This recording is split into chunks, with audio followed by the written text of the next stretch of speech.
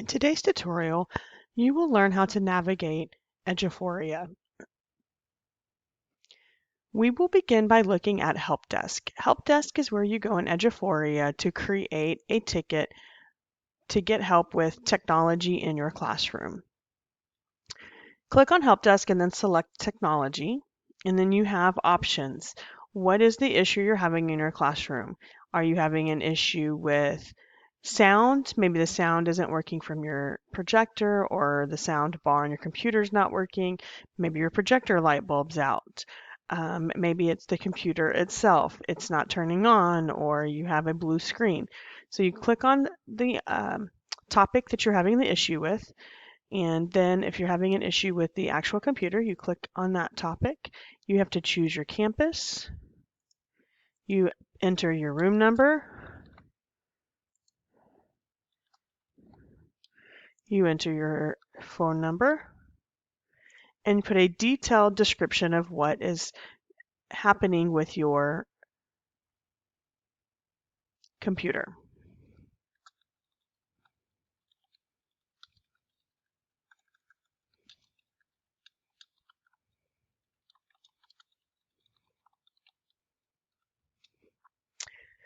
You can even add attachments if you have a screenshot of what is happening, and then you click on Submit Request.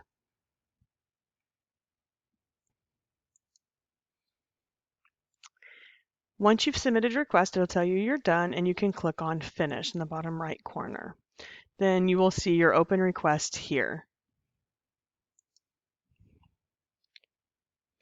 When you're in an application like helpdesk, you can come up to the top and click on Switch Application and switch between the applications that are available, or go back to the home screen. The next one we're going to look at is going to be Strive. Strive is where you go to enter your goals and sign your evaluations, and it is also where we sign up for professional learning. So you can see the classes you're enrolled for, the classes that you have completed, and your portfolio as well. You can also see what available courses are there, and you can sign up for those courses as well.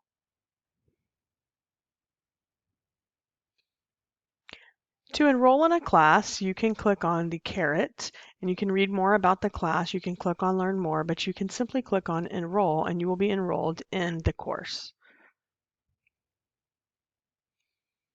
Once you've enrolled in the course, it will then show under your Enrolled Courses page here. And again, this is where your evaluations will be if you need things to be signed by your principal as well. This is all in Strive. So I'm going to go back to my application. It looks a little bit different, but if I click on the Rubik's Cube and go to Switch Applications, it takes me back to my home page. The next one we're going to look at, discuss is Aware. Because this is a fake account, I don't have any students, therefore my Aware account will not show any data. But this is where your data for your students will be located during the year. All of their testing scores and all of that will be located in Aware. The next one we're going to talk about is Forethought. Forethought is your lesson planner. This is where you're going to set up and enter your lesson plans. So right now we're going to go ahead and create our lesson planners and get them ready for the beginning of the year. So you're going to click on Forethought, and the first thing you need to do is set up your planner.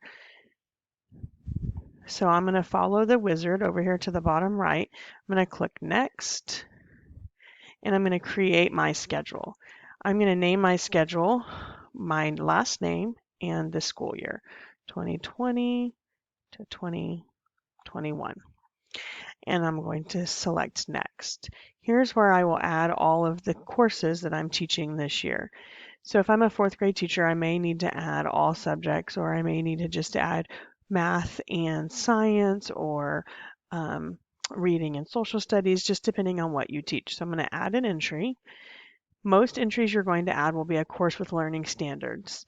So I'm going to click Next, and I'm going to drill down this tree and find my grade level. So I'm going to be a fourth grade teacher, and I'm going to be teaching ELA, and I'm going to select Next. You can only do one at a time. You can change the title of this if you would like. I'm going to leave it just the same, and I'm going to click Next. I'm going to then add my next subject. Again, it's a course with learning standards, and I'm going to say Next. And now I will add mathematics and click Next. So I'm going to continue doing this and building my tree, my schedule with the tree here. So I'm going to scroll back down and add science and click Next.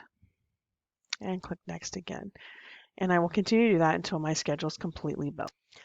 Once I have completed my schedule and I have them in the order I would like them, I'm going to select Next on the bottom right. Do I want to add another schedule? No, you only need one schedule. Adding another schedule will cause some problems later on, so be sure you only create one schedule. So I'm going to say no, and it says I'm done to begin using forethought. I'm going to click down here on that button. I now have a planner that I can go in and start writing my lesson plans. When I click under a subject, the content and the resources provided by the district will appear in the right-hand column over here. In order to see those resources, you need to click on the plus sign and you can see the different things that are here in Eduphoria to use. Okay, so I'm going to click on lesson plan resources so we can kind of see how those resources look down here. On the bottom, there's a box that has resources. If I double click on that, it'll open in a window and I can see that these are links. So I can click on the link and it'll take me out to that resource. But what I can do, if I double click on that box, I can click right here where it says Use in Plans, and it will add it right into my lesson plan so I don't have to copy and paste it. It'll be right there. I can also come up here and you can see that it's added down up here in the gray box. But if I come to my resources and I find my standards, if I double click on a standard, it also adds it to that gray box. So whatever standard you're working on, just double click and it'll add it right to your lesson plans. When I'm ready to go to my next subject, I click on that white area, and if you notice, my resources have changed to math. So I can scroll down, click on science, and my resources are now science resources. And there's a ton of resources in here to kind of go through and see what the district has offered for each subject. Some subjects do have more resources than others, especially if you are a fine arts subject or an ancillary like PE or music. Those might not have quite as many resources as our core subjects do, but they do have some. So be sure you check those out on the right-hand side. So a couple of things I want to show you now for your grade book. It does save automatically, so anytime you make edits, the save button will appear.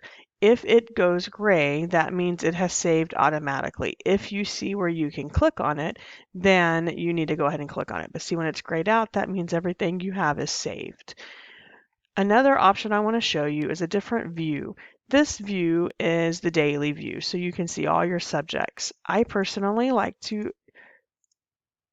not look at the daily view, but I like to look over here at the plan by course view. So if I change that, I now see all of my ELA for the week of July 13th. So I can kind of go down and plan the whole week of ELA. And then if you want to see the next subject, you click on the box here and you change it to math. So I can then see math for the entire week. And then so I can do the same thing for science. And then I could also do it for social studies. That kind of just is just a different way to view your your lesson plan.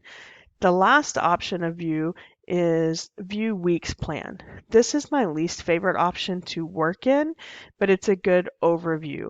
This kind of reminds me of the old way we used to do lesson plans, like in the written lesson plan books. But if you're in this view, you can see the entire week and all the subjects in one screen. But what this view has that none of the other views have is very important. It's this copy wizard.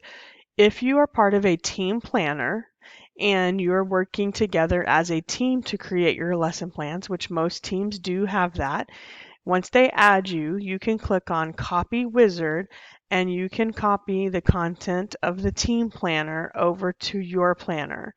And so this is the only way you can do that is in that week's view. So be sure you understand that. The only way you have that copy wizard for your team planner is here in the week's view. So you have copy wizard and you have copy week. The copy week is the easiest way, and that'll just copy the entire week into your current planner. But your planner and your team planner have to match each other for it to work. So if you have ELA 4th grade and math 4th grade and science 4th grade, social studies 4th grade, your team planner has to have those same subjects for it to work. Okay. If you want to get out of this view, you don't like it anymore, you notice that calendar drop down's gone. All you have to do is double click on a day and it'll take you back to the original view. Some teachers do choose to do their lesson plans with Word or Google Docs. Just keep in mind that your typing and your fonts and your spacing, all of those things might not transfer nicely into Eduphoria, so don't let that frustrate you. The next thing I want to show you is how you add an attachment. So if I come over here and click on this paperclip, it'll ask me to choose a file from my computer. So if this is a file I want to attach, I select it, I click open, and then I click attach file. So now maybe my worksheet I'm doing for the day is attached down here. If you've attached something and you decide you do not want it, if you right click on it, you can click and remove from lesson plan and it'll go away. But those are just some simple ways for you to input and insert your lesson plans for Eduphoria and in forethought. A couple of things I want to show you before we finish this tutorial. On the left, the first tab is my planner. That is where we've been working today. The next one is my activities. And there's not really much in there, so I would just kind of skip over this part. But the last one is scope and sequence. And this is the scope and sequences for the entire district. So if maybe you want to look at what the grade level before you is working on, or you want to look at what the grade level above you is working on, you can click in here and you can see all of the scope and sequences for each grade. So I was a 4th grade teacher, but I need some work for a student that might be a little bit behind. So I'm going to click on 3rd grade. I'm going to go to mathematics, and I can see all of the things that are for the resources for 3rd grade mathematics. And I can copy and paste, or I can download some of those activities for my students to do. So that's just if you need to get into a scope and sequence of a grade level that is not yours. But again, your planner, your scope and sequence will show up on the right-hand side for the subject that you have created. You can share your planner with your team or your team leader or your partner teacher. So if I click on change my settings, I can click on share my planner. So I want to add someone to share this with. So I want to share this with